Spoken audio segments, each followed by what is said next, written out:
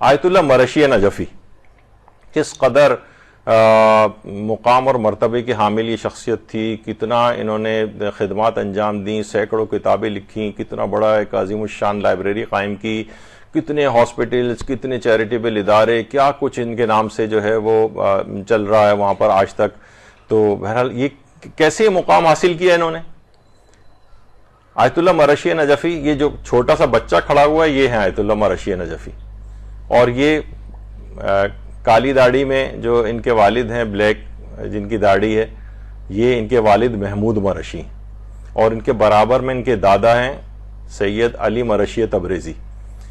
تو ان کے ساتھ یہ تصویر ہے. تو خود اتنا بڑا کہتے تھے آیت اللہ مرشی نجفی، یہ جو اتنا میری توفیقات آپ دیکھ رہے ہیں، یعنی اتنا کام کہ اگر ہم وہ صرف ان کا کام یہاں پر بیان کریں تو آپ لوگ حیران اور پریشان ہو جائیں گے کہ اس قدر اس شخص نے جو ہے وہ، اس بچے نے جو بعد میں اتنے بڑے علمی مقام تک پہنچا.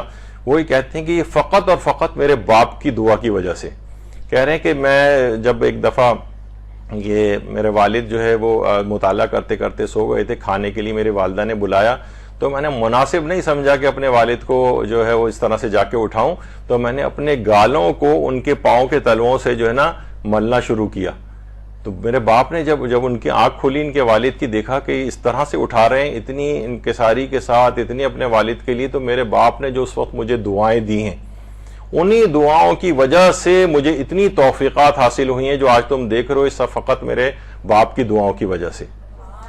تو بہرحال اس کے بعد پھر دیکھیں کہ یہ آیت اللہ مرشی نجفی نے پھر ظاہر ایک توفیقات کا ایک دروازہ کھل گیا. 27 سال کی عمر میں آیت اللہ مرشی نجفی اجتہاد کے درجے تک پہنچ گئے، علمی دنیا کے اندر ایک مقام جو ہے ان کا ہونے لگا، اور اس کے بعد اتنے بڑے توفیقات اور علم کے علاوہ کیا حاصل ہوئیں. 60 سال تک نماز جماعت قائم کی ہے حرم معصومہ قم میں، اس کی امامت کی ہے.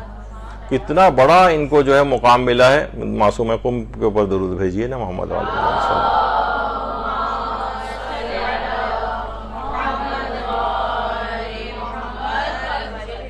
کہتے تھے کہ میں نماز شب کے وقت سے بھی پہلے دروازے کھلنے سے بھی پہلے آ کر بیٹھ جاتا تھا. 60 سال تک اقامہ نماز جماعت کیا ہے وہاں پر آیت اللہ مرشی نجفی نے. عید الفطر کی بھی جو نماز پڑھاتے تھے حرم معصومہ میں، اتنی بڑی جماعت ہوتی تھی جس کی امامت آیت اللہ مرشی نجفی کرتے تھے.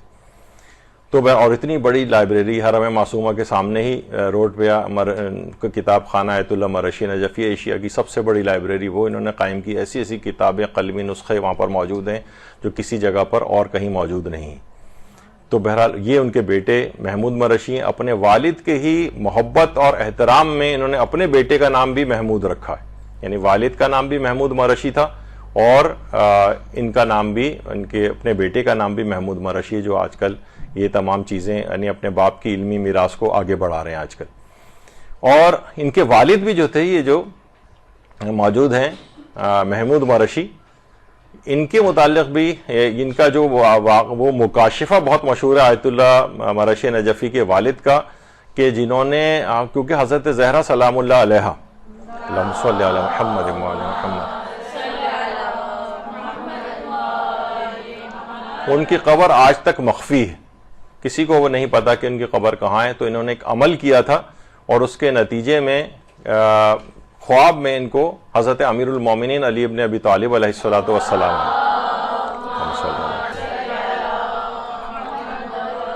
آیت اللہ مرشی نے اس واقعے کو خود بیان کیا تھا، جو برصغیر نور کے نام سے جو ان کی شرح احوال ہے زندگی کی، ساری داستانیں اس میں ہیں، اس کتاب کے اندر یہ واقعہ ہے.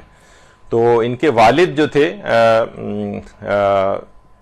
محمود مرشی، تو خواب میں حضرت امیر کو انہوں نے دیکھا اور تو کہا کہ کیا کام ہے؟ تو انہوں نے کہا کہ میں چاہتا ہوں کہ مجھے حضرت زہرا کی قبر کا آپ پتہ بتا دیں. انہوں نے کہا اس کے لیے تم کیا کرنا، کیوں پتہ چلانا چاہتے ہو؟ کہا میں چاہتا ہوں کہ ان کی وہاں جا کر یعنی بہرحال ان کی قبر سے فیوض و برکات کو حاصل کروں.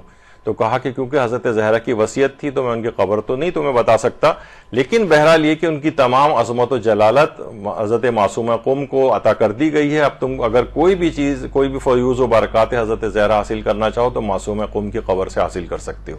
اللہم صلی علی محمد. تو والد بھی اس قدر جو ہے عظمت کے مقام کے حامل تھے.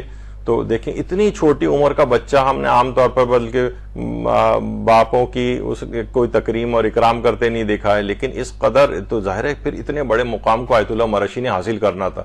وہ کہتے تھے جتنی توفیقات تم دیکھ رہے ہو اس وقت میری جو مجھے حاصل ہیں، جتنے کام میں نے دین اور دنیا کے اندر کیے ہیں، وہ سب کی سب میرے اس باپ کی دعا کا نتیجہ ہے.